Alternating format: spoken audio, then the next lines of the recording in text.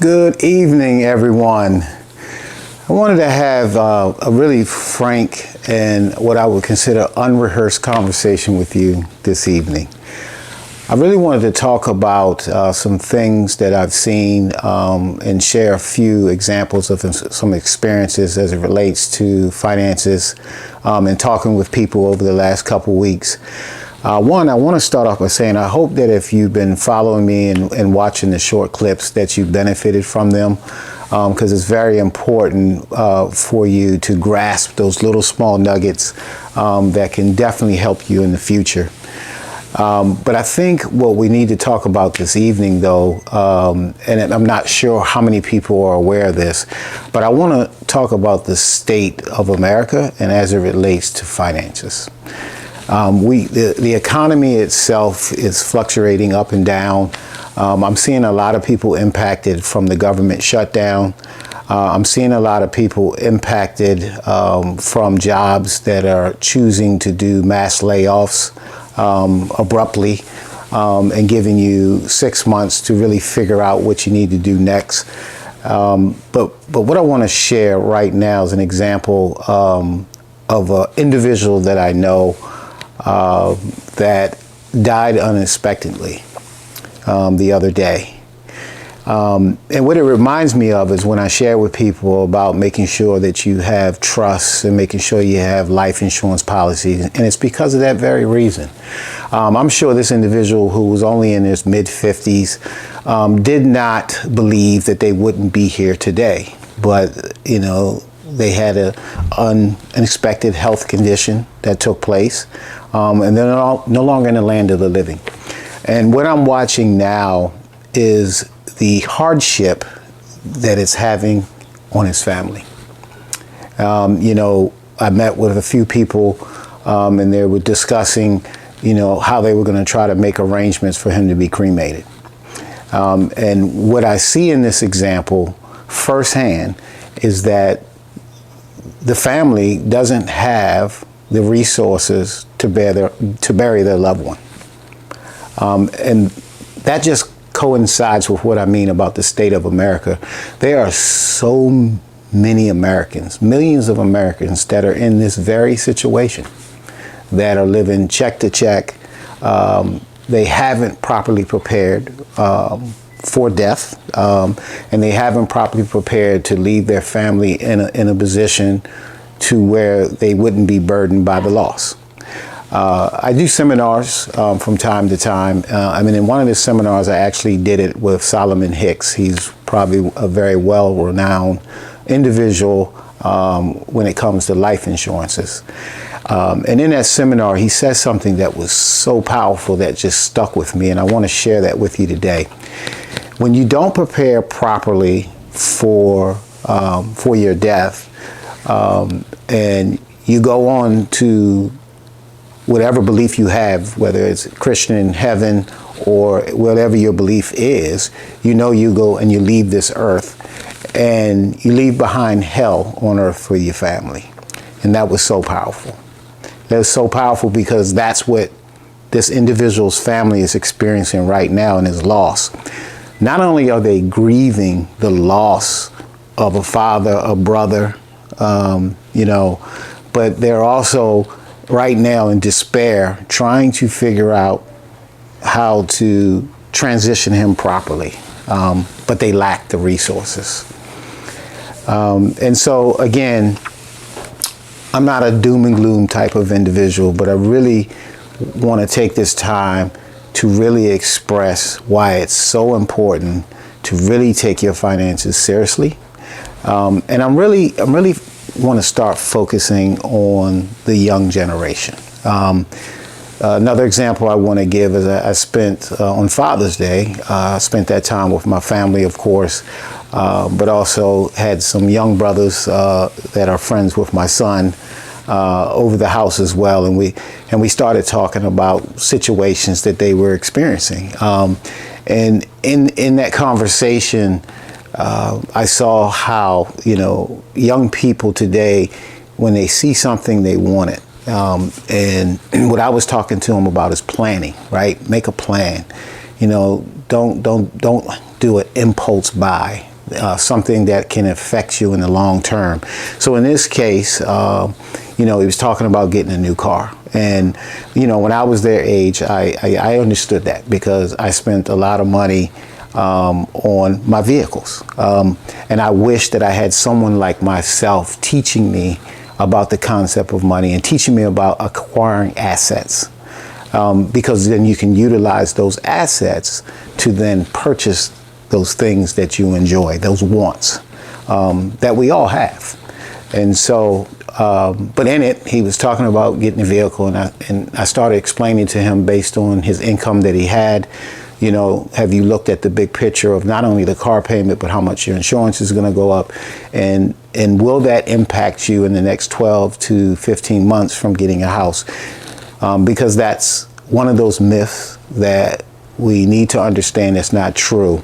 There are a number of government programs and first-time buyer programs that are out there designed for young people to be able to be homeowners and not wait like me until you get into your 30s and your 40s, but really starting to understand how you can create generational wealth and how you can create, like I said, multifaceted ways in earning income and passive incomes by acquiring assets in real estate.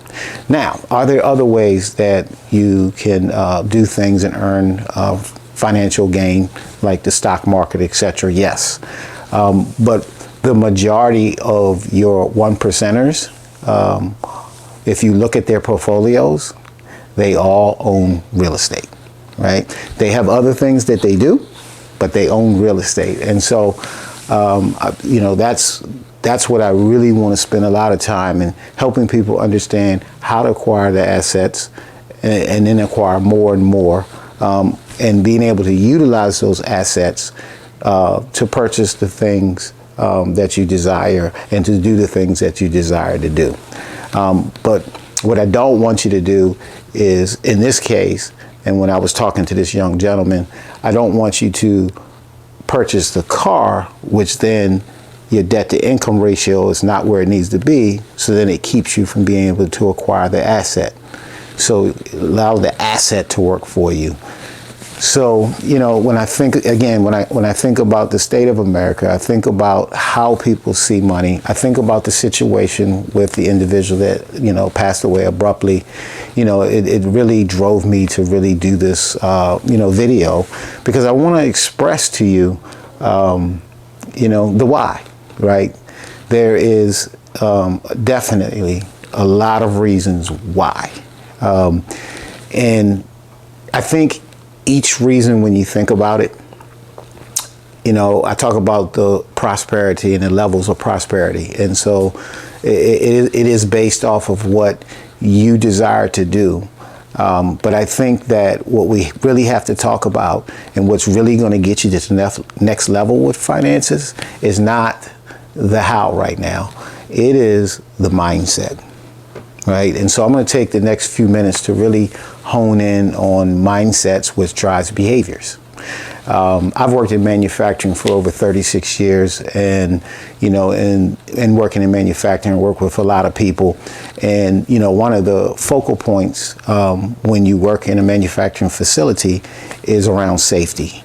And, I learned a lot over the years around how you have to get into the psyche of the mind of the individual to really drive them to get to perform to a certain behavior. And so just like we want all employees to work safe, we often would see people take shortcuts, decide not to do how the standard was trained to do, but they would do things outside of that, and then typically they would get hurt. Well, it's the same mindset when it comes to money. If you don't have the right mindset, then you're going to make bad decisions, and those bad decisions are going to cause financial despair. So there are a lot of people that have had issues or failures.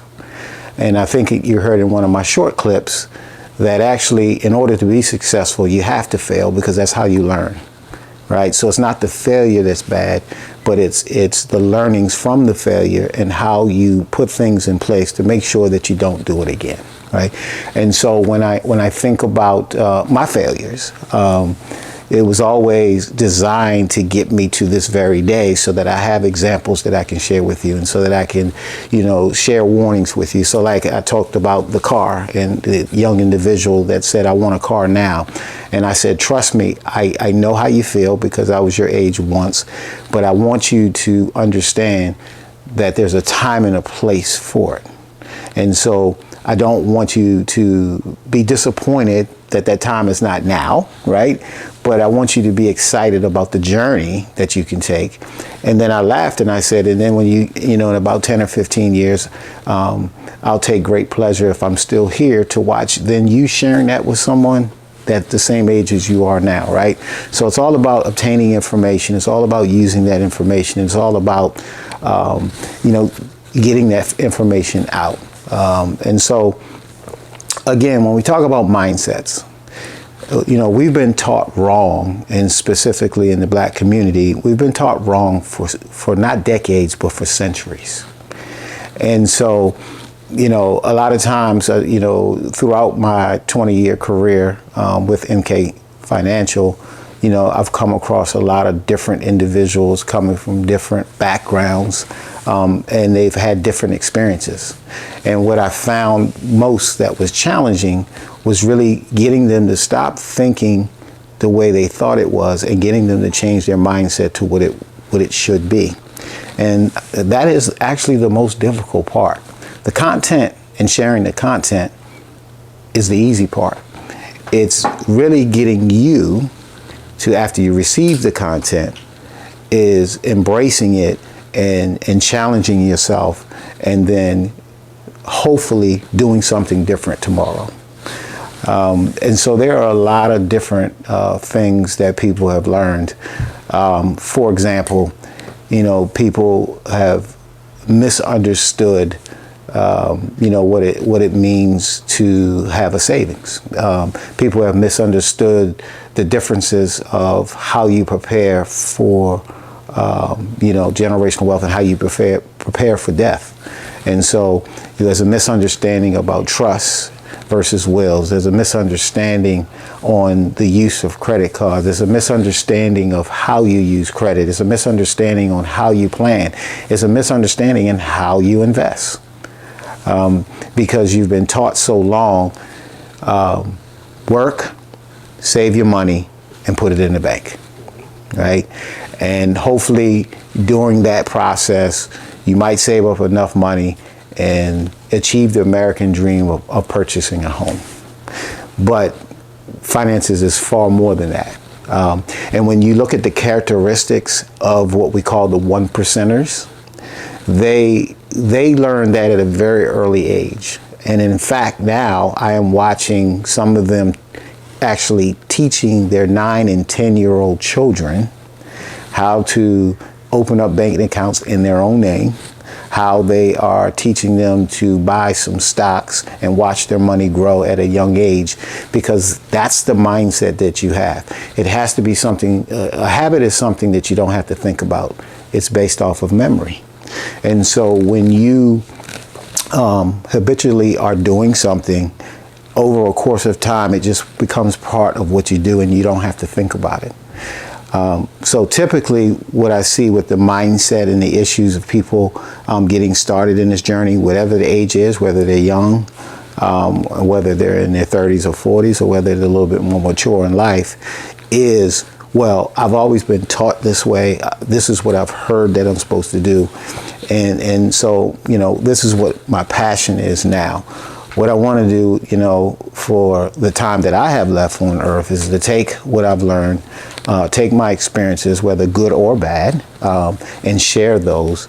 And my hopes is that you grasp it, you understand it, and that you embrace it, and that you change your mindset, and which will drive your behaviors. And then the hopes is that now you'll be equipped with the information and the knowledge to teach the next generation the correct way. I'm going to go in more in depth as the podcast start, and I can bring guests on to interview so that you can hear different perspectives about different things. So it's not going to just be my voice that you hear, but I'm very excited about this time and about the journey that I'm about to embark in, because I really want to show people systems that have been put in place that have not been put in place to benefit us.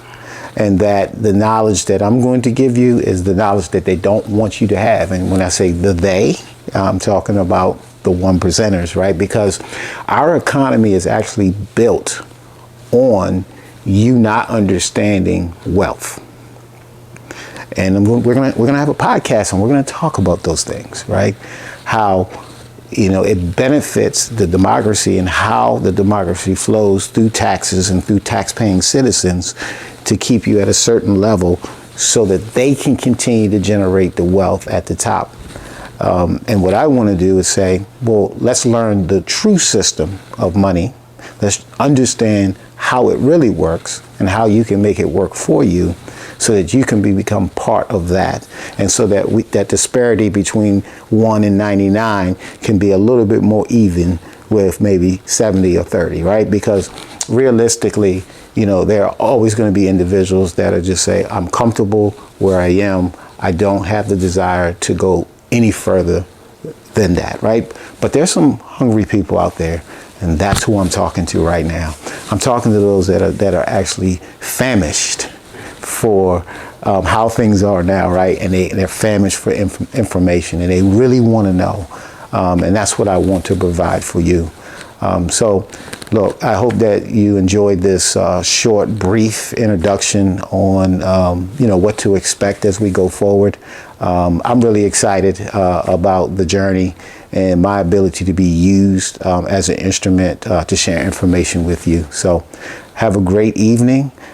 Make sure that you go to the community. As more data goes on there, we're going to be sharing as much as we can and as often as we can. Good night.